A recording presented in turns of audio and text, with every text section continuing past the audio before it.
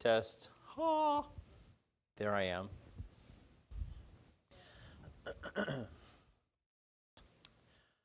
Well, good evening. We're going to get started.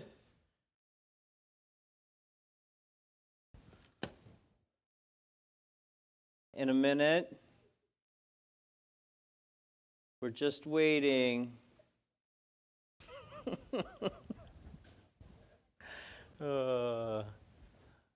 It's going to be a long weekend, guys. That's all I'm saying. Long weekend. Yeah. We're getting ready to take the teens to prayer advance, so I have to start harassing them today. So that's how that goes. Well, welcome. This is the final class, if you can believe it.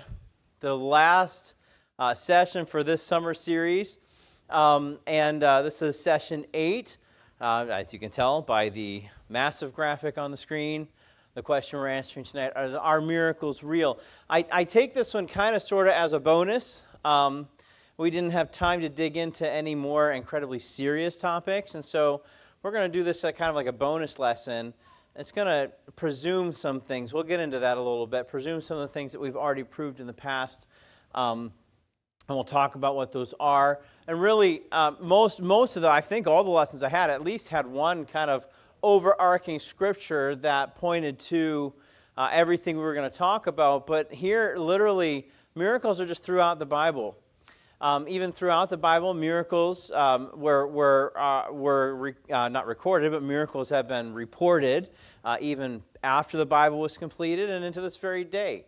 I haven't read it myself, so I can't really endorse it entirely, but Eric Metaxas wrote a book entitled Miracles, and it was literally recorded miracles. He only included things that have absolutely been verified.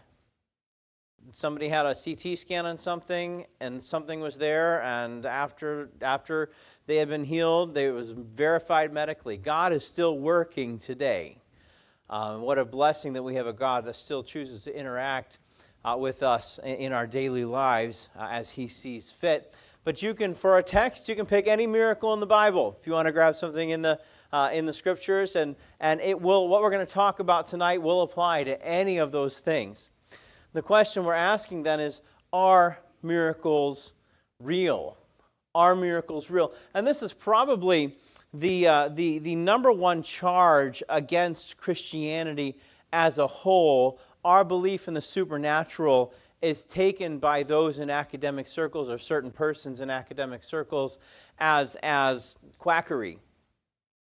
And we're going to talk a little bit about why. I'm going to give you a little bit of history about that, because we all know how much I love history. And but if you look on this opening graphic, I've put 2 miracles on here specifically, because if miracles aren't real, these aren't real either. And if these aren't real, the virgin birth and the resurrection, if those aren't real, let's just pack up and go home. We're wasting our time. Let's pack up and go home. So this is a crucial question, because if you're going to walk around and tell people that there is a God, if you're going to walk around and tell people that God moves in the lives of folks, if you're going to tell people that the Bible is trustworthy, that means what's in the Bible must be trustworthy. And there's some pretty bold claims, some pretty incredible stories told in the Bible. Are they true or aren't they? Well, we hold that they are true. But is it reasonable for us to assume that those are true? I assume is the wrong word. Is it reasonable for us to take at face value that those things are true? And so we ask tonight the question, are miracles real? Let's open with a word of prayer. We'll get right into our stuff tonight. Lord, you are good, and we do recognize you do work into our very lives on a day-to-day basis, for which we are incredibly grateful. We're very unworthy of your attention, and yet you see fit to look into our daily lives and to speak to us, to correct us, to discipline us, to call us back to yourself, to fellowship with you, Lord. And it's a wonderful thing to know that we can actually have a relationship with the Creator of the universe. It's not something we ought to take for granted, certainly not something I take for granted, Lord. And I pray now that the information we go through tonight, that it would be clear, that it would be given out to people whose hearts and minds are ready to receive it. In Jesus' name, amen. Are miracles real? What are we really asking here?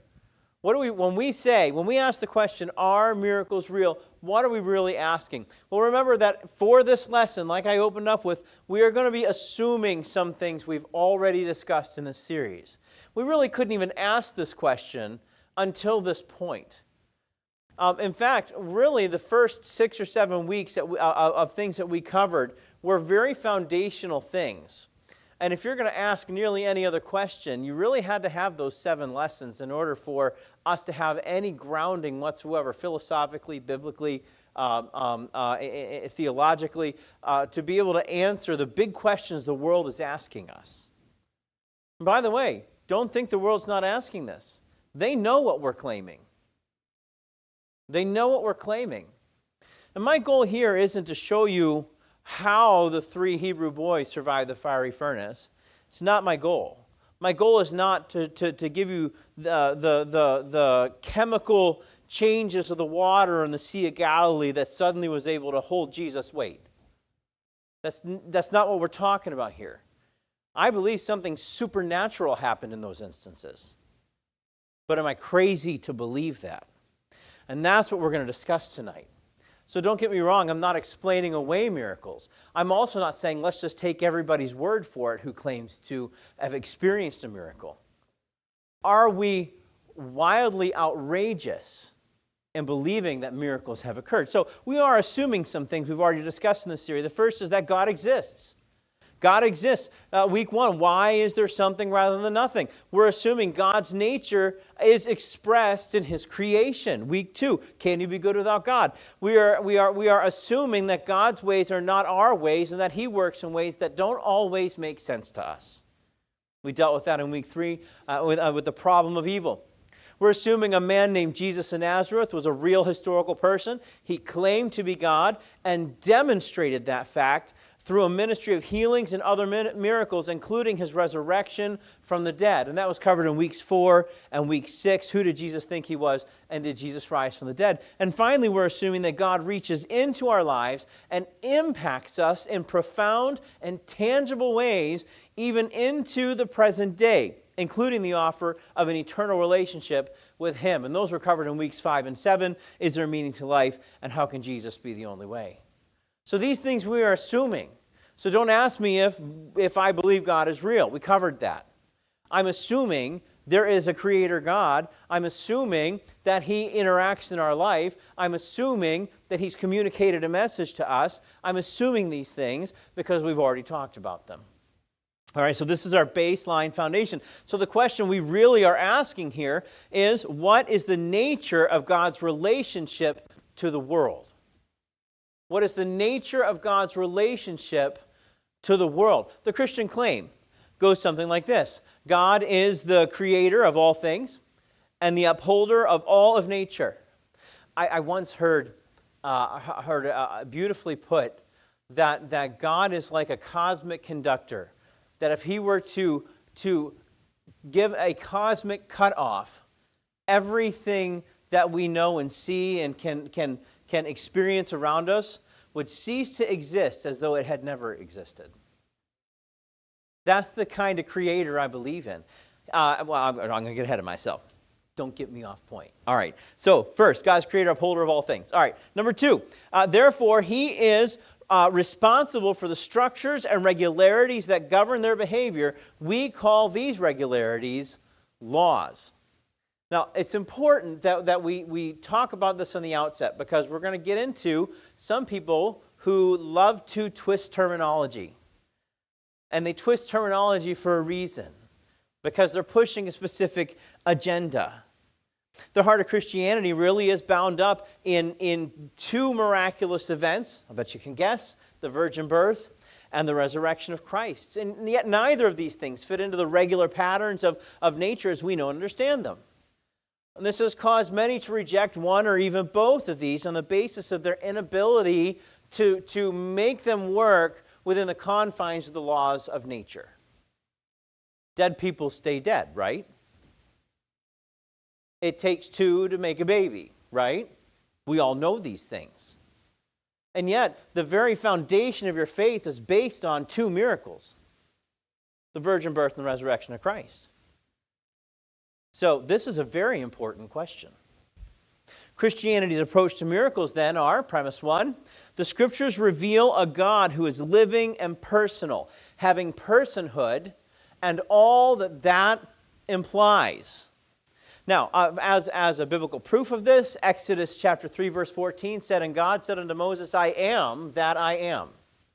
And he said, Thus shalt thou say unto the children of Israel, I am hath sent me unto you." So there is a personal God that exists. Premise two, this God is free to act in history to reveal, create, sustain, redeem, heal, judge, etc. And as proof of that, you have the entire life of Christ. You have the entire Old Testament. The life of Christ was prophesied in Isaiah 35, 5 through 6. Then shall the eyes of the blind be opened, and the ears of the deaf shall be unstopped. Then shall the lame man leap as an hart, or like a deer, and the tongue of the dumb sing. For in the wilderness shall waters break out, and streams in the desert. And like so many things in prophecy, like I said on Sunday morning, a lot of times Christ's first advent and second advent are just woven together into the same prophecy. This last part won't be fulfilled until the millennium, but we see a God who is free to act and to work personally in history. Premise two. Premise three. Reality is not limited to physical realities, but also includes spiritual realities. Colossians chapter 1, verse 16, "For by him were all things created that are in heaven and that are in earth, visible and invisible. Whether they be thrones, or dominions, or principalities, or powers, all things were created by him and for him." Premise 4, the seen and unseen world are both real and interactive. And we won't read the entire chapters, but Genesis 1 through 3 tell us that the seen world is a real place. It was actually experienced. There was a reality to it. And there was an interactivity between the physical creation and God himself, who is a spirit. And of course, Ephesians 6 tells us that the spiritual world is a real and functioning environment that interacts with us and we with it. It is a very real thing. Premise 5 then is that the Creator God is unique in that he is both above and beyond the rest of creation. The word we use for this is transcendent. God is transcendent. Isaiah 55, 8 and 9. "For my thoughts are not your thoughts, neither are your ways my ways, saith the Lord.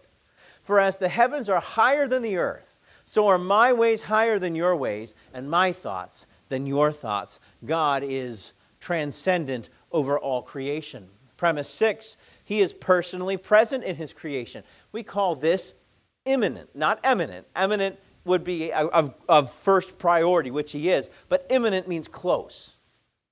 Immanent with an I. Psalm 104, 29 and 30 say this, "Thou that givest them, they gather. Thou openest thy hand, they are filled with good. Thou hidest thy face, they are troubled. Thou takest away their breath, they die, and return to dust." God is immanent. In addition to the Psalms passage, Acts 17, 27 and 28, "They should seek the Lord if haply they might feel after him, and find him, though he be not far from every one of us. For in him we live and move and have our being, as certain also of your own poets have said, for we are also his offspring." God is immanent to his creation. Premise 7, God actively created everything. Genesis 1:1, "In the beginning, God created the heavens and the earth." That word heavens and earth is a trick of phrase, as it were, meaning everything there is.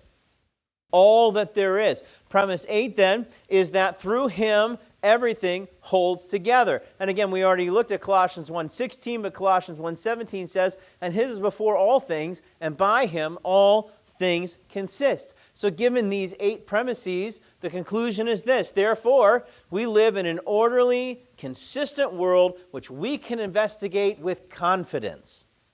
However, the God of classical Christian theism is transcendent. He is not bound by the patterns of nature that he established and continues to uphold. He is free to act in unusual ways to reveal, save, heal, and surprise.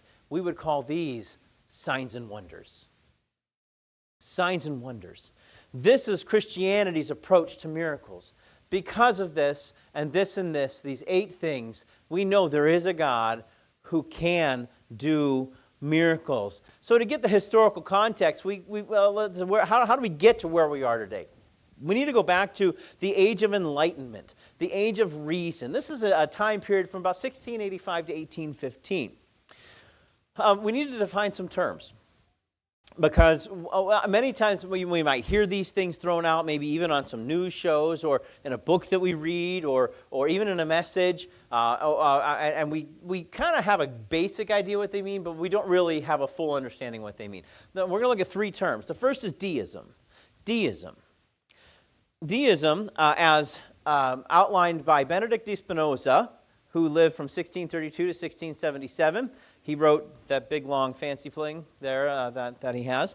He said this: "The clockwork universe of Sir Isaac Newton, as outlined in his 1687 textbook Principia Mathematica, which is the Principles of Mathematics, and Pierre-Simon Laplace, who wrote a 5-volume set called Mécanique Céleste, or Celestial Mechanics, published in 1825, is used as evidence that God exists. But," says de Spinoza, "it is also evidence that he does not intervene in its working."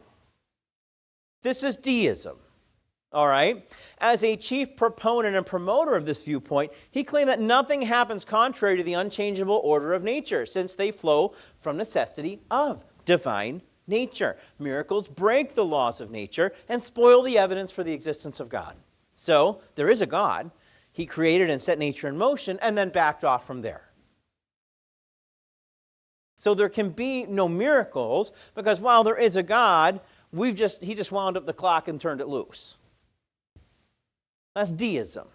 Okay? Well, you can see there's not a far cry to run from deism to atheism, taking things a step further. The principal opponent to the concept of validity of miracles, who is still largely quoted today. Isn't it amazing? I want you to take a look. This is David Hume, 1711 to 1776. This is the best atheism still has to offer.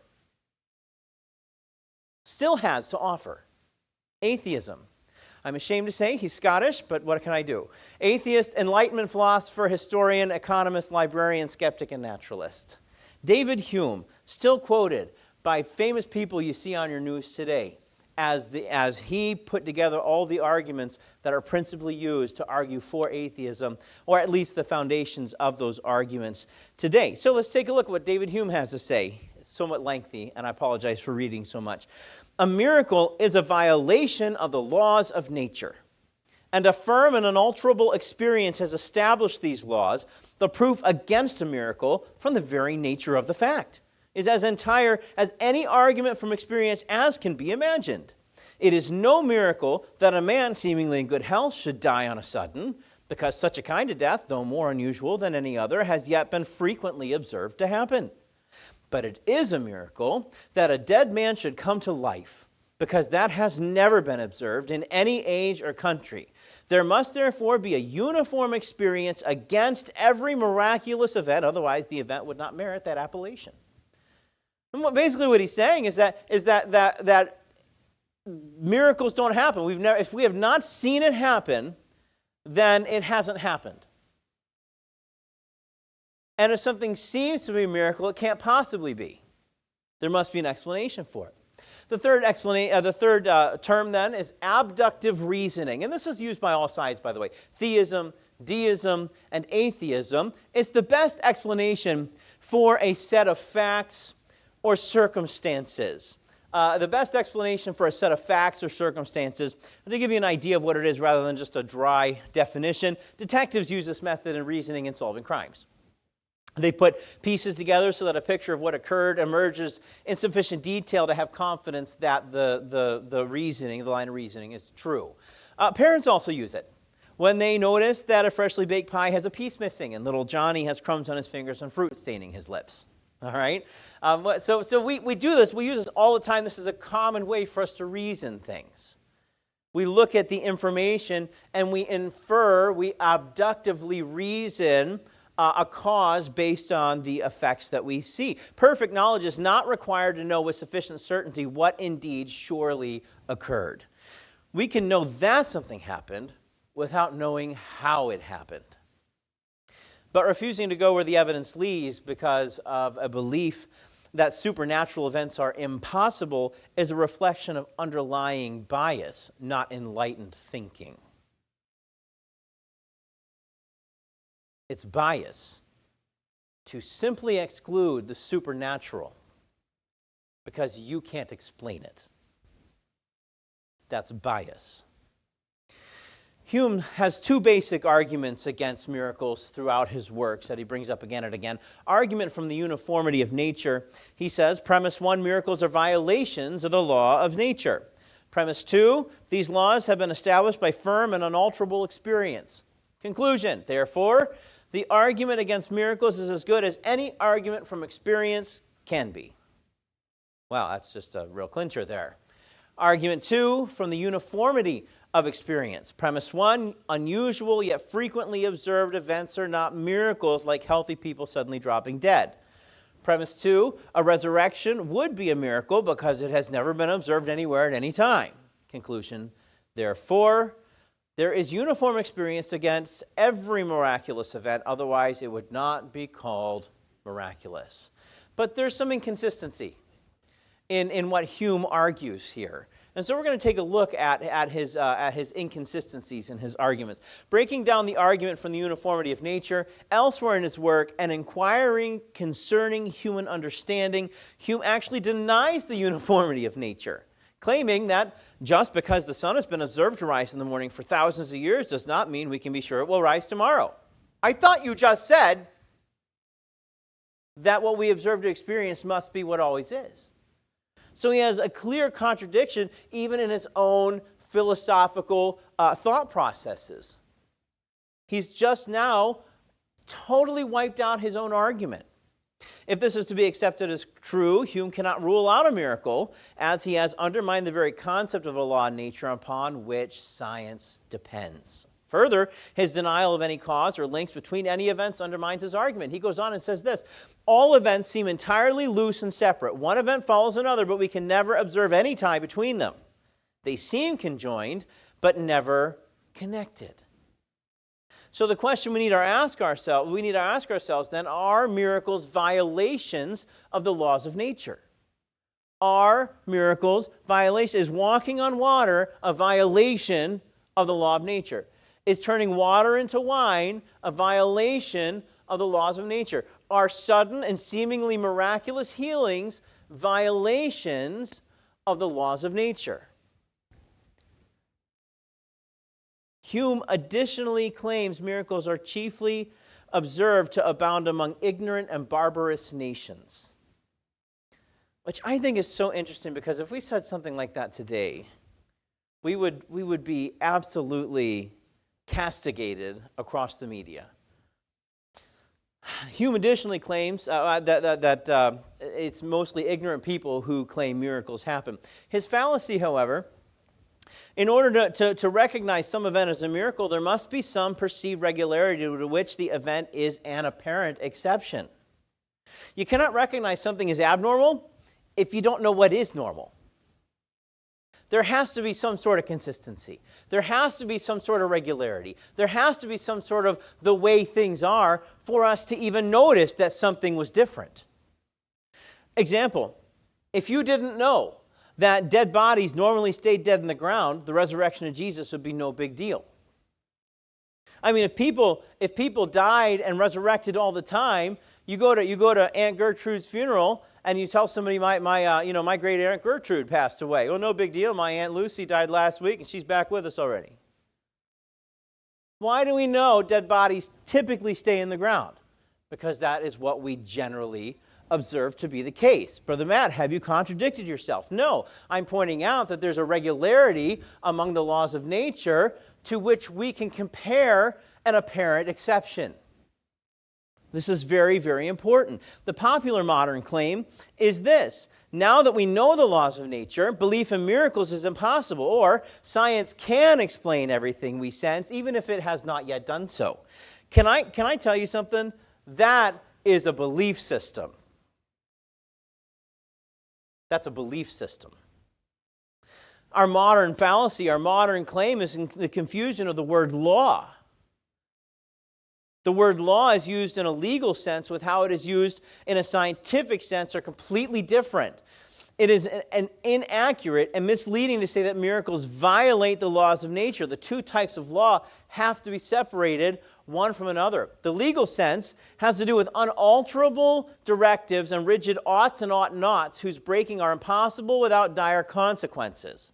It's the unbreakable, unexceptional standard of right and wrong. But that is not the scientific definition of a law. The scientific sense of the word law is what we observe to occur in nature in a given situation or circumstance. It's a description. Natural law is best understood as a description, not a prescription. It's what generally happens, not necessarily what must happen. The earth and everything in the universe could implode tomorrow, and it would not violate a law of nature. It's unlikely that it'll happen because we can look at what we have generally observed and believe the earth will be here tomorrow because it was here today and yesterday and thousands of years before now. And that's the difference. See, they're taking a term and they're applying a new meaning to it. We need to be careful. We need to be so careful when we have these conversations that we don't fall prey to the switcheroo that is pulled on us on a regular basis. On a regular basis. You see, God feeding new events into the system from time to time does not break the law. There's no alteration to or suspension of the law itself. Listen.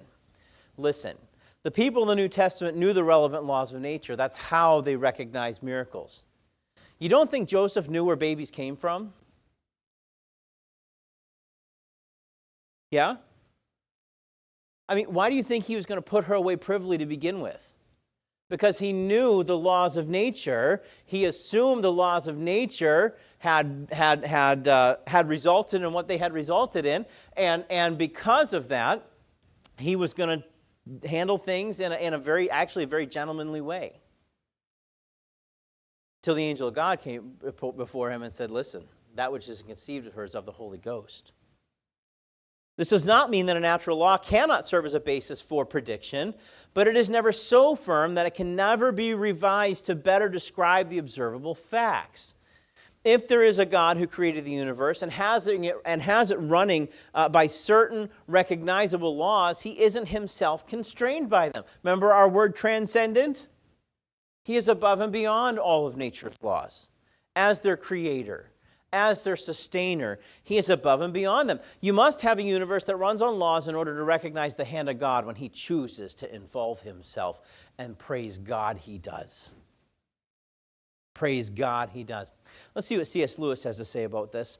If God annihilates or creates or deflects a unit of matter, he has created a new situation at that point. Immediately, all nature domiciles or settles into this new situation, makes it at home in her realm, adapts all other events to it. If it finds itself conforming to all the laws, If God creates a miraculous spermatozoan in the body of a virgin, it does not proceed to break any laws. The laws at once take over. Nature is ready. Pregnancy follows, according to all the normal laws, and 9 months later, a child is born. The laws of nature are in place, and they do not change. They are not altered just because God chooses to intervene in some way. The laws continue on. Anthony Flew. Did you click on something back there? I've lost my ability.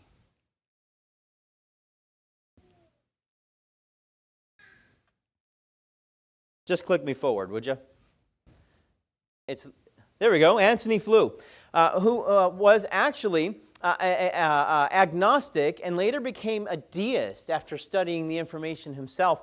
I was an English philosopher at the universities of Oxford, Aberdeen, Keele, and Reading. He said this: "It's our knowledge of the laws of arithmetic, and in a more general sense, it's our knowledge of the laws of nature, that enable us to recognize a claimant for miracles."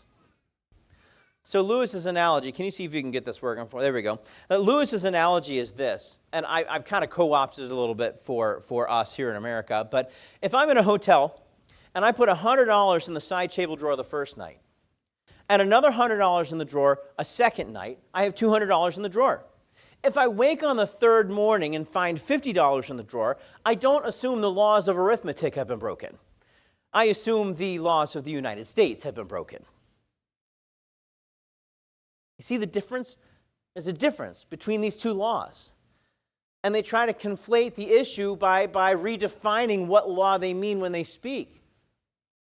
But it's not an appropriate analogy to call the laws of nature something as firm as the laws of the land, for instance. The laws of mathematics have not been broken. The mistake is to assume that the drawer is a closed system of cause and effect, that nothing outside the system could possibly enter in and feed something new or take something out. That's exactly what we see in our universe. The universe is a closed system, but it's not closed to its creator. And so when we see something that has been altered within what we call the laws of nature, it's not because nature's legal laws have been broken. It's because our Creator wants to get our attention about something. That's a pretty cool concept. The laws of nature describe what would happen in a particular case, assuming all things are equal.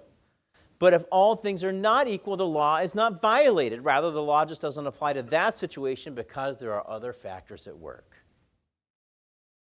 That's the first. The second, breaking down the argument of uniformity of experience. What does Hume mean by uniform experience? It's one thing to say experience shows that such and such normally happens, but there may be exceptions, although none have ever been observed. This would, in effect, be saying the experience we have had has been uniform, and that would be appropriate. But that's not what Hume is saying.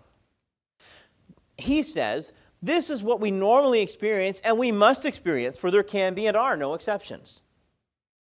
And the most basic question I have for him is, how does he know? How does he know? In order to know that experience against miracles is absolutely uniform, one would need to have total access to every event in the universe at all times and places, which is impossible. This would be claiming an unfounded omniscience. Hume is assuming what he wants to prove, namely that nature is uniform and no miracles have taken place. Let me give you a somewhat humorous example. If since the beginning of time every cemetery in Clarksburg, West Virginia were carefully watched 24/7, 365, and it had been faithfully recorded that all people buried had remained in their graves since their burial, that would only prove that resurrections don't seem to be occurring in the Clarksburg area right now. And that's all that would prove. Not that resurrections have never occurred ever at any time or in any other place. You see, the only real alternative to Hume's argument is to be open to the possibility that miracles have occurred. To be clear, it doesn't mean they certainly have, but only that it is possible that they could. You see, this is a historical question, not a philosophical one. It depends on witnesses and evidence, which we covered in previous sections. I won't rehash those things tonight. And simply denying that any evidence for an historical resurrection exists does not erase such evidence. Just because you don't want it to be true doesn't mean you get to disbelieve every claimant that has been made. To substantiate Hume's claim, one would have to demonstrate that all reports of miracles are false, and there is simply no way to do this.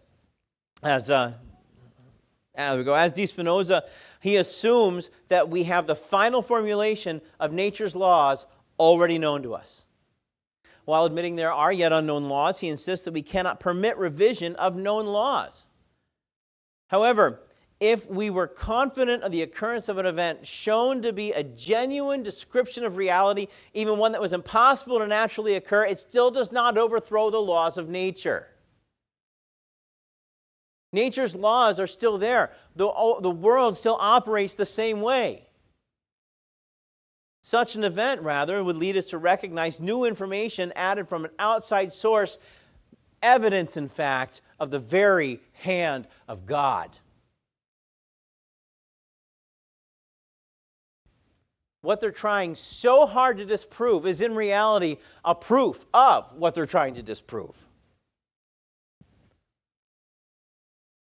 So what is Hume's criteria for evidence and the credibility of witnesses?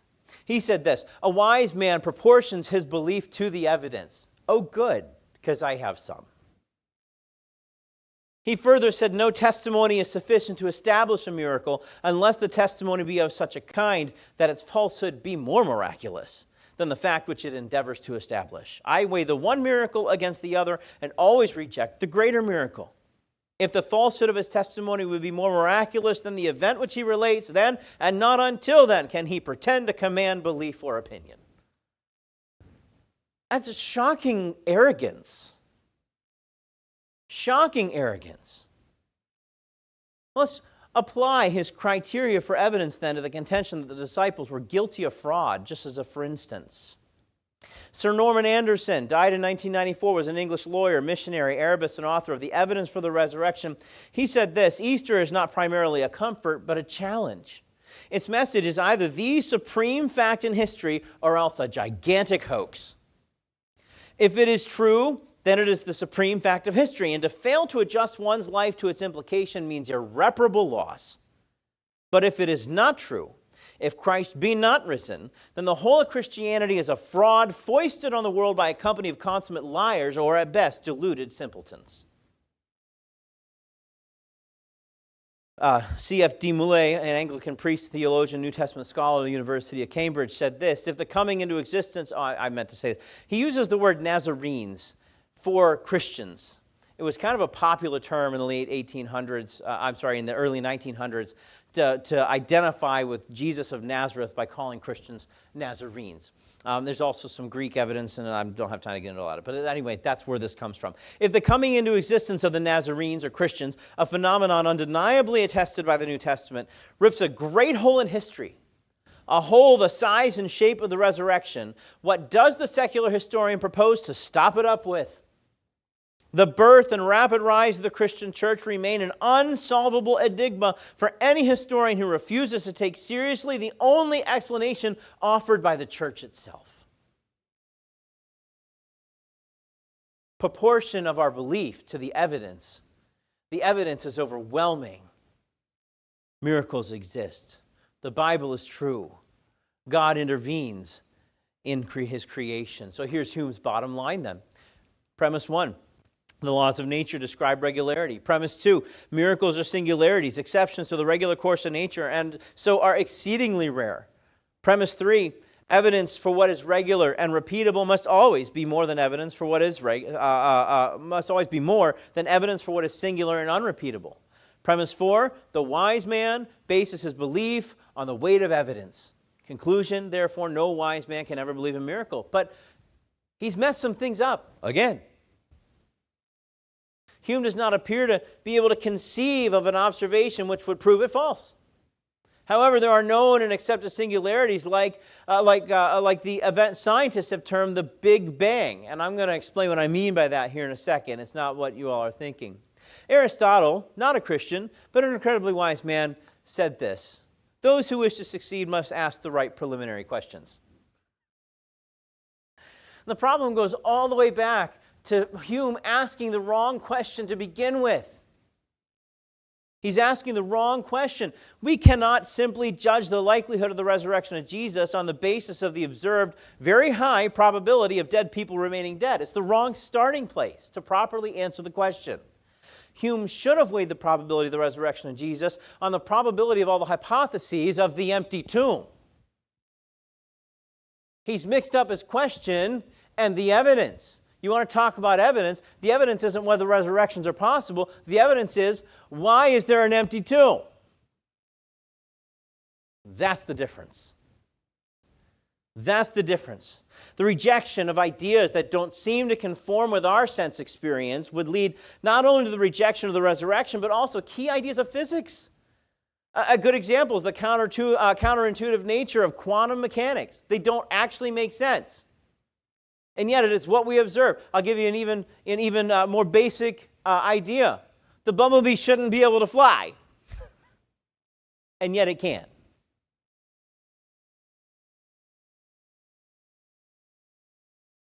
Further, Hume seems to regularly confuse the realms of science and history. Again, this is not a philosophical question. It's a historical one. Did these people see something? If that's verified, Did they write it down? If that's verified, are they reporting the truth? That is the question that we are trying to answer. And by the way, I'm not only talking about the biblical texts. I might be talking about your grandmother. I might be talking about you. You might have witnessed a miracle in your own life. And am I going to call you a liar or deluded or what was the other thing he said? Barbarous? Because you believe God intervened in your life?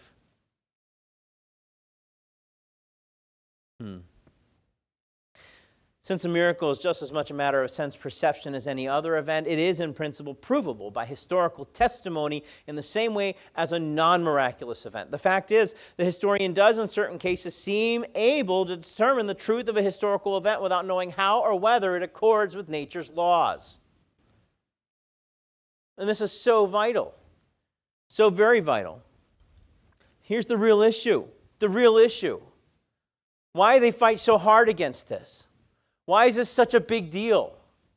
Why isn't it okay for me to believe my delusion if that's what it is?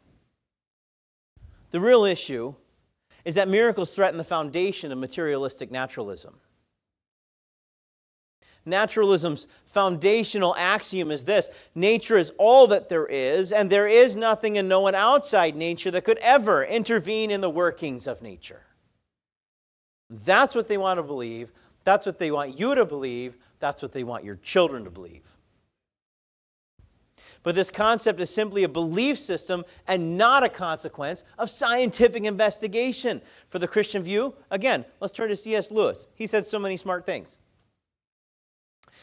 If all that exists in nature, the great mindless interlocking event, if our own deepest convictions are merely the byproducts of irrational processes, then clearly there is not the slightest ground for supposing that our sense of fitness or our consequent faith in uniformity tell us anything about a reality external to ourselves. Our convictions are simply a fact about us, like the color of our hair. And by the way, he was a prophet. That's what's being claimed now. He literally said, in a lot more words, your truth is your truth, and my truth is my truth. It's just a fact about you. Miss Danny's a Christian. Miss Maria's a Buddhist. It's just a fact. Miss Maria is not a Buddhist, just so you know. Just a fact, just something else. It's your truth. That's just part of who you are. If naturalism is true, we have no reason to trust our conviction that nature is uniform. It can be trusted only if quite a different metaphysic is true.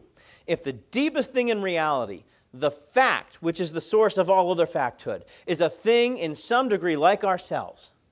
If it is a rational spirit, and we derive a rational spirituality from it, then indeed our convictions can be trusted. Our repugnance to disorder is derived from nature's creator and ours. How are we supposed to respond then to someone who comes at us? This is a modern day, right? People are no longer kind. People no longer come at us with any grace. And they're going to come at you with their preconceived notions and their world system training, right? And they're going to come at you and say something, there's no good reason to believe in miracles in our modern day. How do we answer that? A miracle is commonly described as an event that is not explainable or described by natural laws. But most cosmologists, even atheist ones, already believe in at least one miracle. The standard cosmological model is the Big Bang. The Big Bang. Let's just break down some very simple English, shall we? What happened with the Big Bang? Now, I believe Genesis 1:1, in the beginning God created the heavens and the earth, and at God's word, bang, there it happened. Okay? That's what I believe.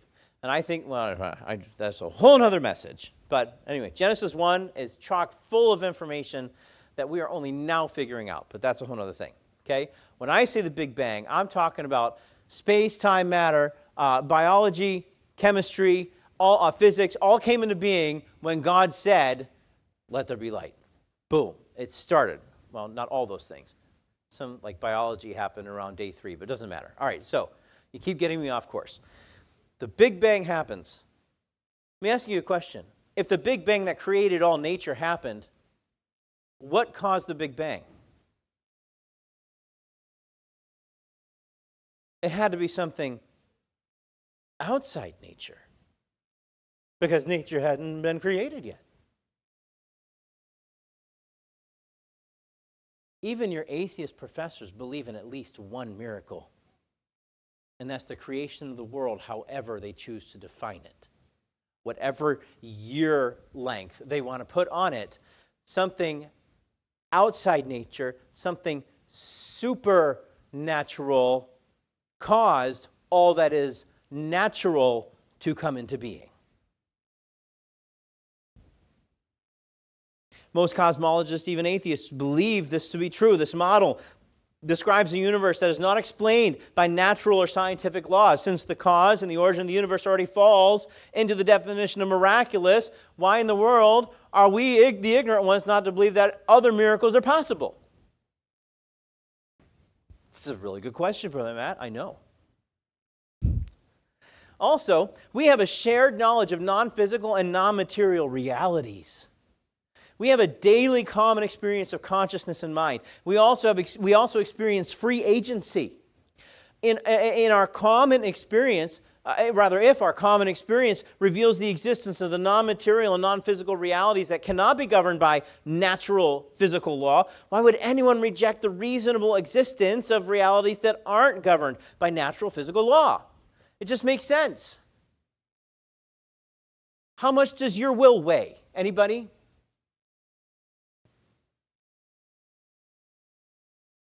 What color was that thought you just had? And we chuckle. We do. Because we understand the absurdity of what I'm asking. And yet there are people with PhDs that don't get this. This isn't in the notes, and I hope I can remember it all now that I started this, but a wonderful Christian professor of mathematics at Oxford University over in Europe. He said he would have a debate with some of his other professors, and they would have conversations and go back, how can you be a Christian? How can you believe that? You call yourself a scientist and all these sorts of things. Brilliant man. John Lennox. And he said, you believe mathematics, right? You believe that? Yeah, it works. He said, what do you use to do your mathematics with? And for a second, they stop because they almost say mind, but then they realize there's no such thing as the mind, there's only the brain. And it's just incredible, the bias that is amongst the community. They want to tell me that everything that I experience inside my mind is nothing but electrical synapses going off. And yet the question is, I can look on this side of the room, or I can look on that side of the room, and how am I going to choose which one I'm going to do at one time? That's just totally random? Or do I have a reasoning process for looking over here or for looking over here? We make choices. Your free agency, your free will aren't natural things. They're not natural processes. They are immaterial. They are extra-natural. Because God created us that way. What can we say to those who claim that miracles are science stoppers? I mean, then why can we not? We just can't believe anything then. If just, stuff can just pop into existence. When a scientist proposes a hypothesis, he tries to outline conditions that would falsify it on purpose. Then he tests it to see if it's possible to falsify it. If the hypothesis survives the test, it's corroborated. Makes it stronger, actually. Example, someone who believes an event is a miracle will be very open to try and explain it away as due to maybe something psychological or other factors. And then there are attempts at falsification. Did I really see my dead grandmother at the foot of the bed last night? Well, we can all agree that if my grandmother is dead and I saw her at the foot of the bed, that would be a miracle. But it turns out I ate pizza at 2 in the morning, and that was probably Grandma at the end of the bed. Okay? So we try to find ways to falsify the claim.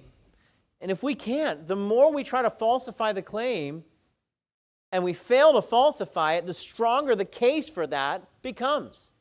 The empty tomb is a great example of that.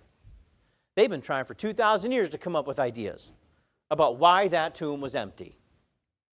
Believing an event is a miracle is not a science stopper, nor is calling the event a miracle refusing to look at alternative ways of explaining it scientifically. It means you've exhausted everything you can think of to try to disprove it, and you can't disprove it. That means God has intervened in the affairs of men. Are miracles real? The answer is assumed in our definition. A miracle is, let's better define it. A miracle is an event that cannot be explained by the laws of nature because scientific anomalies can occur. A miracle is an event which naturally causes, in which the natural causes at a time and place cannot produce at that time or place. A miracle is, there it goes, a naturally impossible event. A miracle is an event that is beyond the capacity of nature to produce or cause. Are miracles real? You bet. They prove our Creator made and continues to work in our natural world to this very day. You have a God who loves you enough to interact in your life. You have a God who sees all, knows the end from the beginning, knows the choices, both smart and stupid, you're going to make, and still somehow can get all the glory for it in the end. That's amazing. Are miracles real? They absolutely, absolutely are. Questions? Sir?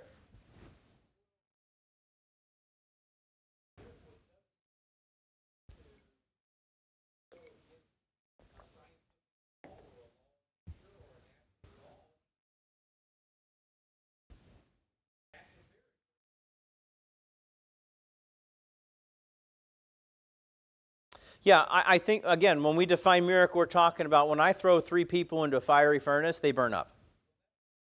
Right. Yeah.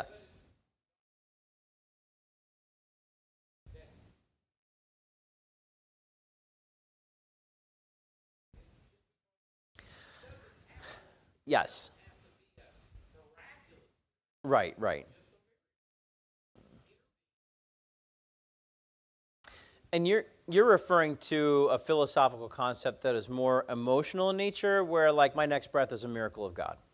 The continual sustenance of the very laws of nature is itself a miracle, because none of this should exist, except it exists at the word and power of God. You know, so our very life is a miracle. That's absolutely true.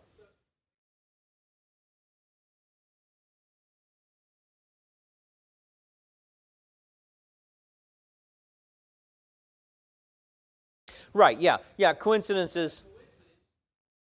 Yeah, I just happened to miss the guy that almost sideswiped me. Right, yes. I agree. Yeah.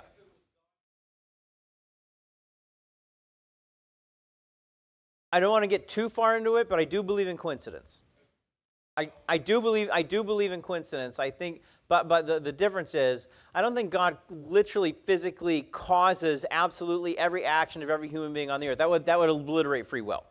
Okay, we're going to get deeper. I got to be really careful. I keep the surface. That means though that God knew what would or would not happen. Does that make sense? God knows whether or not I'm going to get T-boned or I'm just going to miss that person. And so the idea that is a miracle, I would still call a coincidence, even though it would feel like a miracle to me. Does that make sense? So philosophically speaking, you can call it a miracle, you can call it a coincidence, you can name it whatever you want. But specifically what I am answering here as far as an apologetic for Christianity, I'm talking about the things that are written in the Bible, or things that we experience. Somebody says that God told them to give me $5,000. That you're free, any of you, to do that. That would be fine. Thank you. And it just turns out that I had a $5,000 bill. I didn't know how I was going to pay it. Right? Well, I don't believe in telepathy. I don't believe that person has ESP. How'd they know? because a creator intervened on my behalf. That's a miracle. No. In fact, from that point, if that person has $5,000, let's base assumption there, okay? If that person has $5,000 and they write a check, all the systems are in place. It's going to go. It's just that God intervened at one point, and the existing continued upholden the laws of nature that are upheld by God continue to work, just like they always did. Right? Did you have your hand up? You were just praising.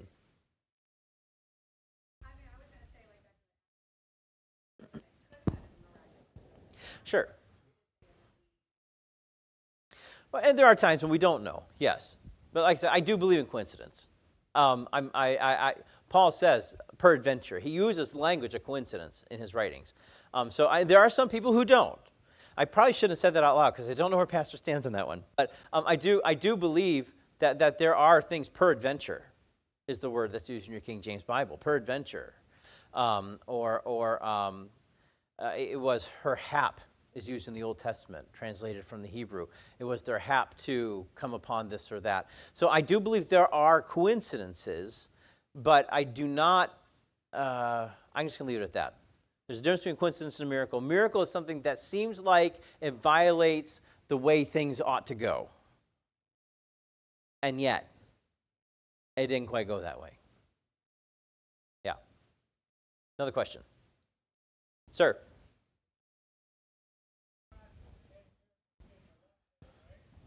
I have 8 of them. You laugh. But the doctors told my wife before we were ever married we'd never have children. I think there's a lawsuit in there somewhere. There's my 5. Yeah, the kids took it. Yeah. I mean, you just raise your hand. You've seen God do something in your life you just can't explain. I mean, it's incredible. You know what? I would add one. You're all sitting in it tonight. You're sitting in it tonight. This church is a miracle of God. Yeah.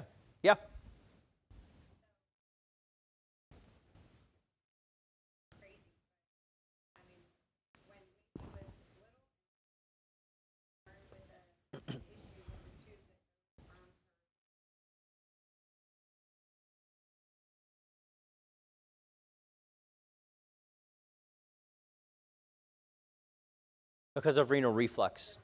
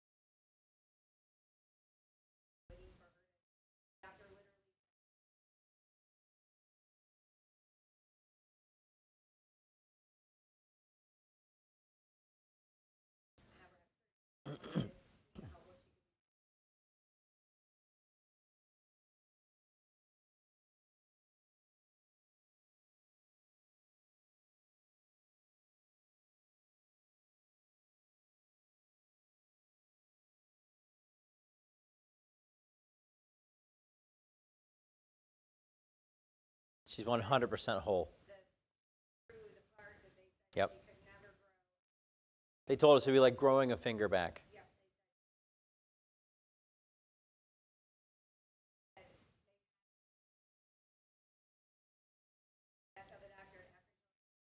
Yeah.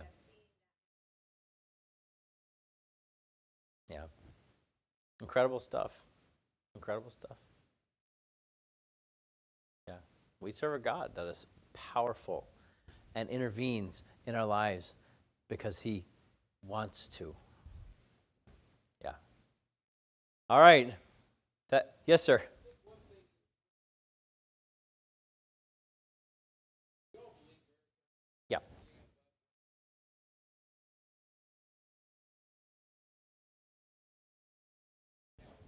Yes.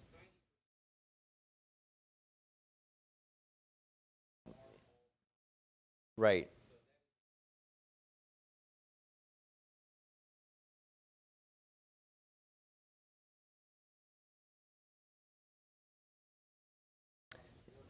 Yes. Yeah, I believe help my unbelief. Yeah, yeah, absolutely. And honestly, again, there are varying miracles. I didn't drown as a child. I didn't, and then there are much bigger ones. And I guess the base point of this is the opening screen is, am I crazy to believe in the virgin birth? Am I a lunatic or am I an educated idiot to believe in the resurrection of Christ? And the answer is no. No, I'm not. The Christian perspective is the correct perspective. And at the very least, it's not an insane perspective because there's plenty of evidence. Yeah, plenty of evidence. Yeah, okay.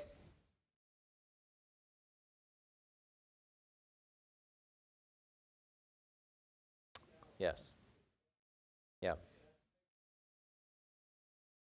that's right. That's right.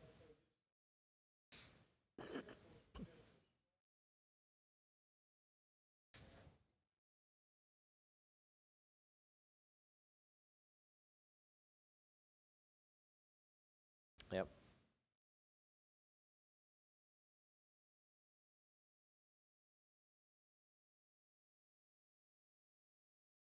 yep,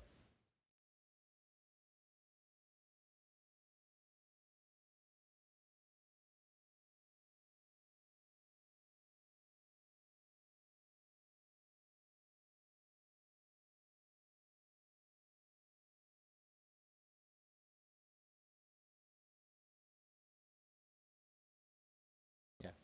Has it ever occurred to you nothing's ever occurred to God?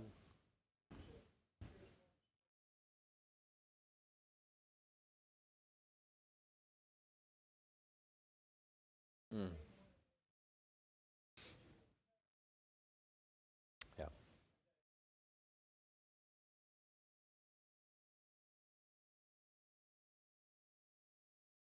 Mm, yes.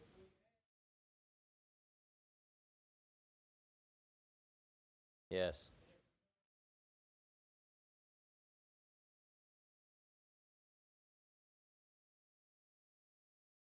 Yep. We serve an almighty God. That's an amazing truth. I hear you. No, you're good. You're good. But we are out of time. So that's it. I appreciate it. I've enjoyed this series. I hope you have as well. And so, hey, I look forward to whatever the future holds for whatever. But we see you again on Sunday. Pray for us. We have the student prayer advance. Will be leaving out of town. The men will be having their meeting this weekend as well. Lots of spiritual events happening this weekend. So if you keep that in prayer, we'd sure appreciate it.